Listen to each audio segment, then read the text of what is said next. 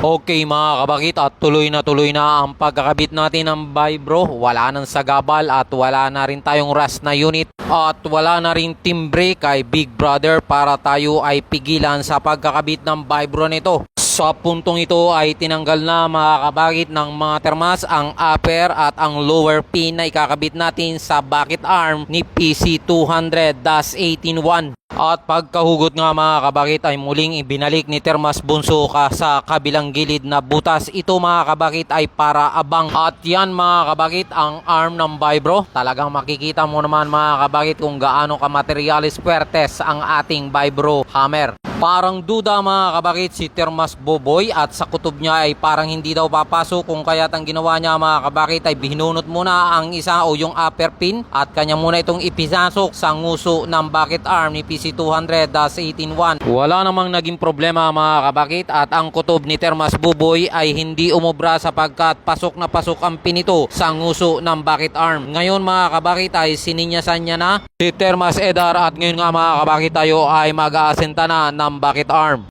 Kung kayo mga kabakit ay mangangailangan ng vibro o pile driver katulad ng nakikita nyo sa video, available yan mga kabakit dito sa loob ng bahay ni Kuya. Mayroon pa tayong stock mga kabakit.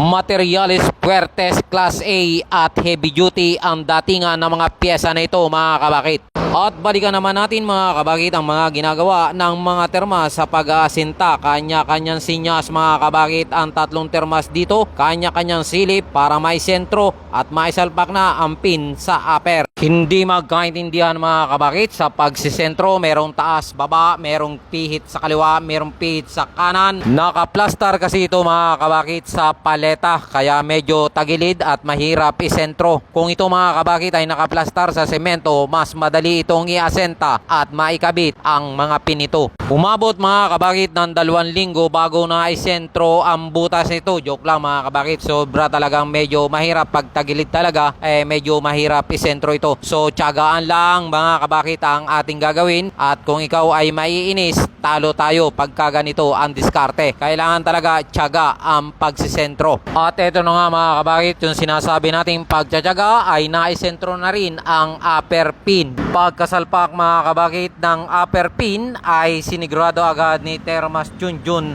na lagyan agad ito ng ring lock. At ang sunod na ginawa mga kabakit ni Termas Edar ay inangat ng bahagya ang bucket arm para maisalpak naman ang center bracket. At kung mapapansin nyo mga kabakit, ito ay pinagtulungan ng 2 kamay. Hindi ko alam kung kaninong kamayan mga kabakit, bahala na kayo. Panigurado tayo mga kabakit na mas madaling isentro ang center bracket dahil nakasentro na ang upper pin. Kung doon mga kabakit sa upper pin ay nagsentro tayo at inabot ng 2 linggo, dito naman mga kabakit sa lower pin ay baka minuto lang ay maisasalpak na natin ang lower pin nito. Pinagtulungan pa rin mga kabakit ito ng 2 termas sa pagsisentro at nasa kanan si Termas Boboy para silipin at isentro ang butas. At habang nasa kaliwa naman si Termas Rolly, hawak ang pin para ito ay kanyang buljakin.